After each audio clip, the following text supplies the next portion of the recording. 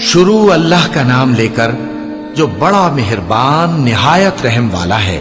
ابو لہب کے ہاتھ ٹوٹ گئے اور وہ خود ہلاک ہو گیا، نہ تو اس کا مال ہی اس کے کچھ کام آیا اور نہ وہ جو اس نے کمایا۔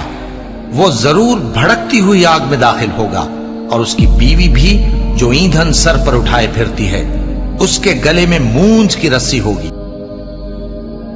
حضور کا چچا ابو لہب بدترین دشمن، اور اس کی بیوی ام جمیل بدترین دشمن، دونوں انتہائی خوبصورت انسان تھے۔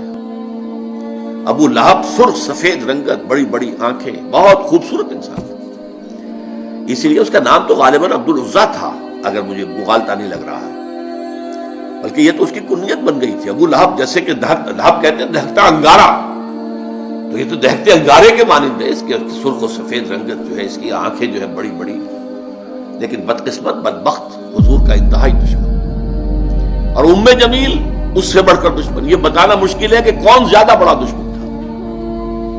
ذاتی طور پر حضور کو جو تکلیفیں پہنچائی ہیں وہ باہر کے لوگ نہیں پہنچا سکتے تھے، لیکن یہ تو گھر کے لوگ تھے، انہیں کون روکے۔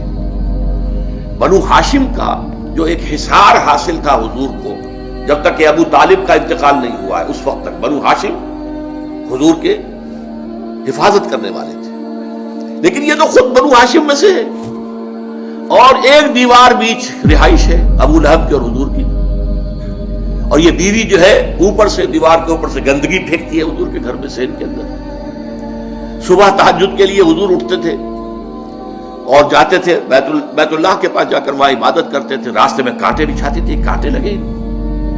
سخت ترین ایذا پہنچانے والی عورت جو ہے وہ ام جمیل بیوی۔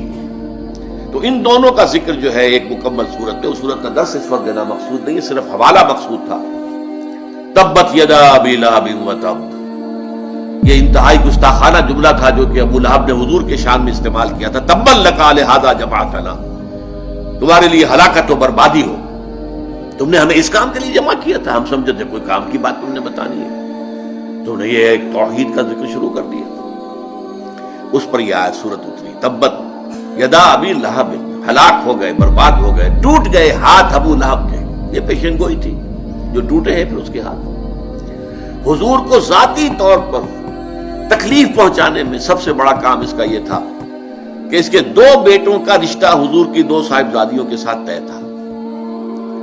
اس نے اپنے دونوں بیٹوں سے کہا، بلکہ غالباً جہاں تک گمان ہے میرا نکاح ہو چکا تھا، وداعی رخصت نہیں ہوئی تھی، تو اس نے کہا دونوں بیٹوں جاؤ طلاق دے کر آؤ۔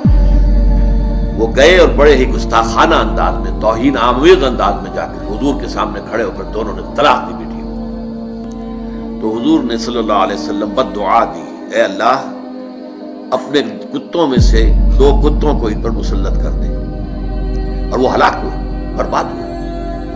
ایک تو اس طریقے سے برباد ہوا کہ ایک شیر نے اسے چیر پھاڑ کر کھا لیا، اسے خوف تھا، ایک قافلہ لے کر گیا ہوا تھا، اور اسے رات کو وہ یہ کرتا تھا کہ اپنے ارد گرد جو ہے وہ الاؤ آگ کا جلاتا تھا، اس کے درمیان میں سوتا تھا۔ شیر آیا ہے، چھلانگ لگا کر اندر گیا، اس کو چیر پھاڑ کے رکھ دیا۔ حضور کی بد دعا تھی، حضور کو ذاتی رنج پہنچا تھا۔ یہ جو مجلسی معاملات ہوتے ہیں، بیٹیوں کو طلاق دے دینا، یہ ظاہر بات ہے کہ بہت تکلیف دہ چیزیں ہوتی ہیں۔ بہرحال اس کے لیے فرمایا تبت یدا ابی لہب وتب ما اغنی عنہ مالہ وما کسب، اس کے ہرگز کام نہیں آئے گا اس کا مال اور جو کمائی اس نے کی ہوئی ہے، جو مال کمایا ہوا ہے۔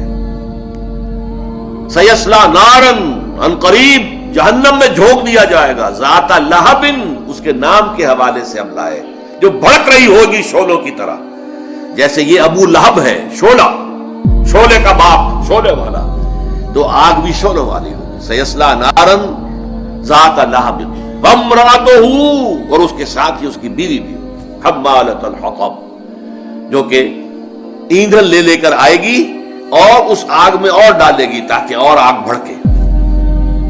سیصلی نارا ذات لہب وامرأتہ حمالۃ الحطب فی جیدہا حبل من مسد، اس کے گردن کے اندر ایک موٹی سی رسی ہوگی باندھ کی، جس سے گردن چھل رہی ہوگی۔ یہ جہنم کے عذاب کی ایک شکل ہے جو دکھائی جا رہی ہے، اس کی حقیقت تو وہیں جا کر واضح ہوگی۔